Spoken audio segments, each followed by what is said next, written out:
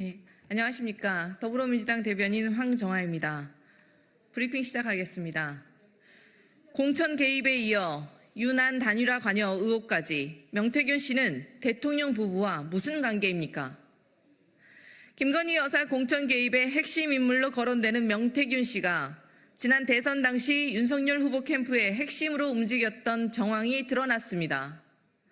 단일화 과정에서 명 씨가 윤석열 후보가 전화할 것이라고 하자 윤석열 후보로부터 전화가 왔고 명 씨가 안철수 후보 측에 윤석열 캠프의 구체적인 요구를 전달했다고 합니다. 자고 일어나면 김건희 여사의 불법과 위법 의혹이 눈덩이처럼 불어나고 있습니다. 유난 단일화의 공천 개입 의혹까지 명태균 씨는 도대체 어느 선까지 닿는 인물이었습니까? 윤석열 대통령 부부가 캠프 시절부터 도움받았던 명태균 씨를 앞세워 여당의 당무와 공천까지 손을 댄 것입니까?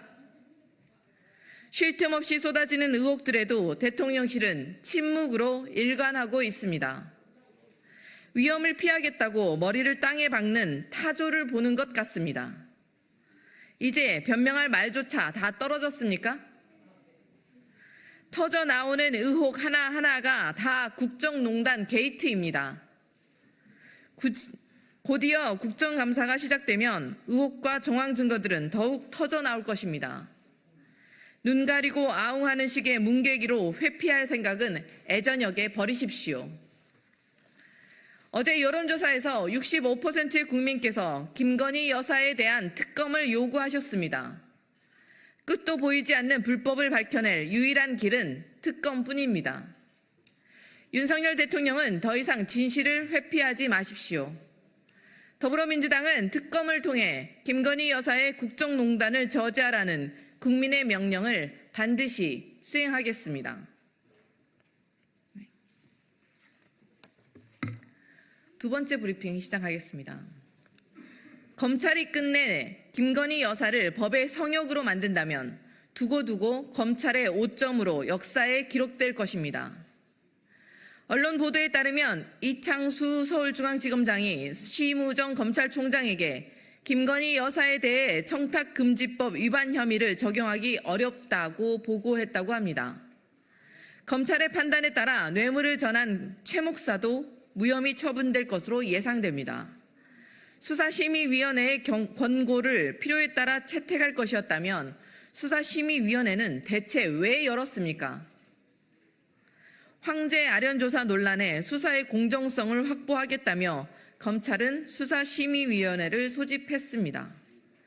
그런데 거꾸로 수심위가 김건희 여사 면죄부 선물에 걸림돌이 되니 치워버리려는 것입니까? 검찰의 횡포와 무도함이 막장으로 치닫고 있습니다. 결국 검찰의 수사와 수심위 절차 모두 오직 김 여사에게 불기소라는 면죄부를 주기 위한 요식행위에 불과했음이 백일하에 드러났습니다. 윤석열 대통령이 입맛대로 검찰 지도부를 갈아치운 이유가 명확해졌습니다. 사법 정의를 목 놓아 외치던 검찰이 대통령 부인에게 면죄부 뇌물을 바치려고 가진 애를 쓰고 있으니 실소를 금할 수가 없습니다.